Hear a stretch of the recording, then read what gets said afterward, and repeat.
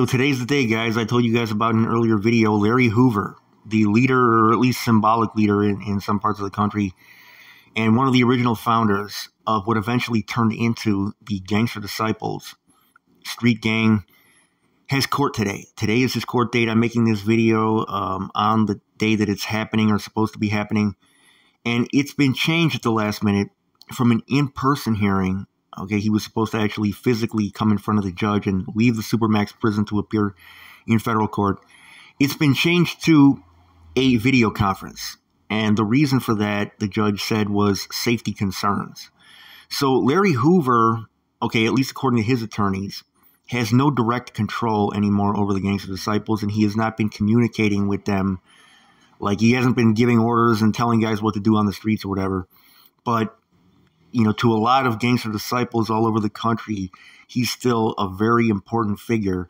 Okay, now, one of the things that prosecutors are alleging is that there's still been communication in some way, shape, or form, and that Hoover still exercises control over the gang, at least on some level, even from the Supermax prison. Okay, now, their argument for this, I think personally, is kind of weak. And the reason for that, the reason I think it's weak is because to support their claim that he's still exercising control over the gang, they are presenting the court with communications that don't actually involve him. They're showing communications between other GD members, okay, that mention him or are about him, but the communications are not actually with Larry Hoover himself.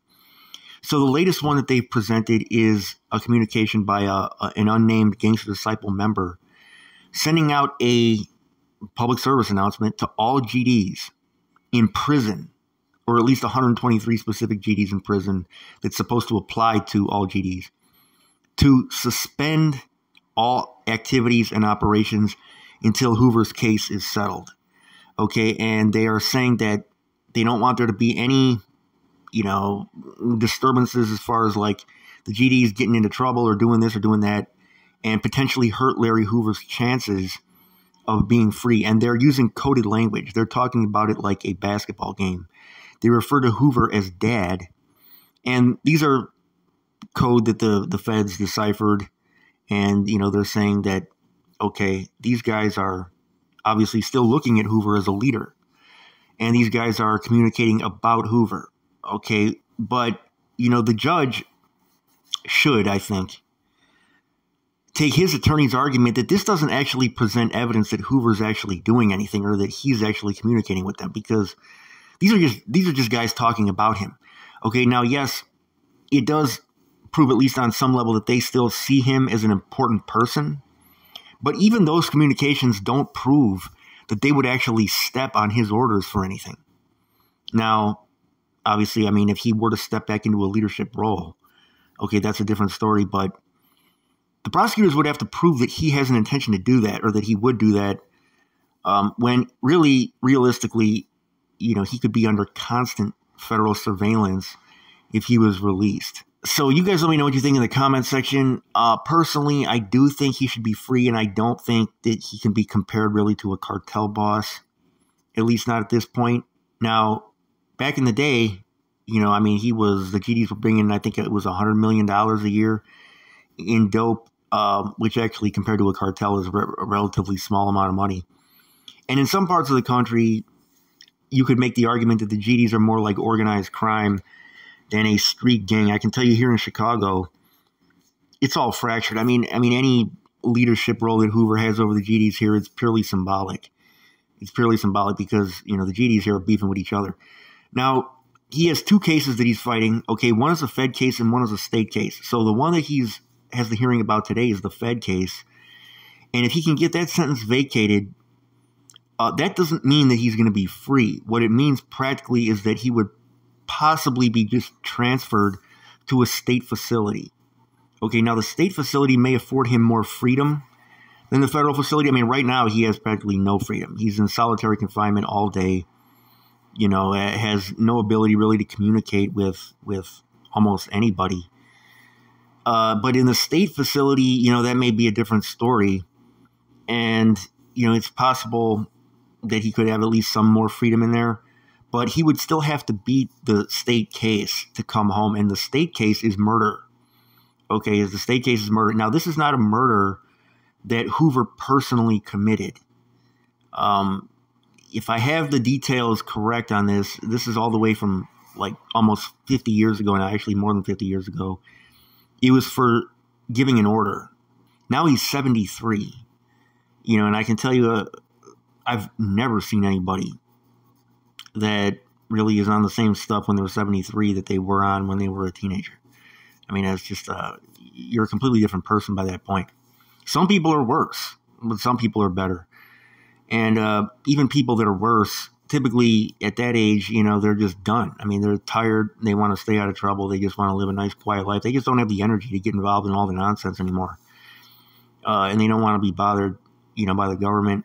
And they just want to chill. So, at 73, I think he should be let out. But you guys let me know what you think in the comment section, man. I don't think it's a fair comparison to compare him to, like, any of these cartel bosses or mafia bosses or guys who are, like, top criminal organization leaders, because of the nature of the GDs. I mean, the GDs is just like, at least in Chicago, it's just a bunch of like neighborhood cliques that half of them now are clicked up with like other gangs. You got like neighborhoods where there's like GDs and four corner hustlers like clicked up, beefing against a neighborhood that's, several other gangs clicked up, and it's just like this stuff doesn't even mean anything. So what degree of control he would be able to exercise over any of these shorties? Now, maybe some of the older guys who were teenagers back when he was in charge, they might see him still as a leader and stuff for them. But in the streets, I mean, you guys know how this stuff works. Like, you have to actually be able to have some muscle behind any order that you give to be able to force guys to do what you want them to do. Mere respect, typically in the streets, is not enough. It's like they might respect you, but if you tell them to go do this, do that, stuff that's going to risk your freedom, potentially your life, you have to be able to back that up. And especially when it comes to things like paying taxes, giving up money like for street tax, and okay, why would I be paying this guy when I can just go around him straight to the plug and stuff like that? You're dealing with criminals, I mean, in the streets. I mean, you're dealing with guys that are thieves and drug dealers and killers, and it's like respect typically is just not enough. Now, for the GDs, I don't know, maybe some guys would respect him enough to just do whatever he wants them to do, but I don't know. But in prison, it's kind of like the Wizard of Oz effect that's been going on, where he's grown into like this larger-than-life figure. Back in the day when he was actually free, when he was a young guy, and actually there were guys walking up into his school shooting him. You know what I'm saying? Like, he wasn't, the godlike figure that he is today. He was just another guy in the streets. And today, his myth and legend has like grown exponentially while he's been out of the public eye behind bars. When you're in the public eye, people can see that you're human. People make mistakes, they mess up, because people are human, and they do this in the public eye, and so people see them as human when they're in the public eye. But when people step out of that public eye, man, it's like it allows people to see them in an unrealistic light.